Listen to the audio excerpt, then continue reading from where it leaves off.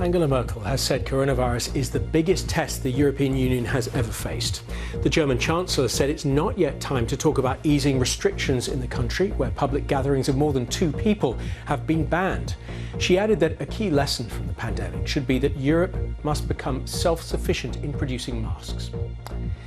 In France, the number of people who have died from coronavirus infections in hospitals increased by 10% in a day, bringing the total to more than 8,000.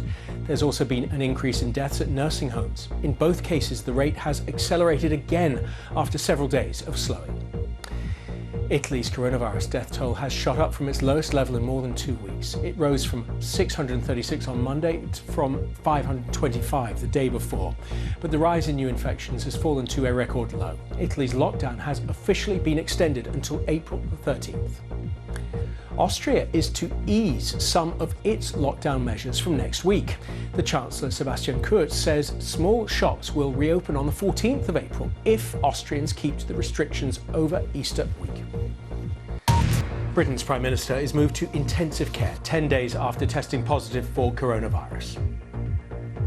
He's been receiving excellent care at St Thomas's Hospital, and we'd like to take this opportunity as a government to thank NHS staff up and down the country for all of their dedication, hard work and commitment in treating everyone who's been affected by this awful virus.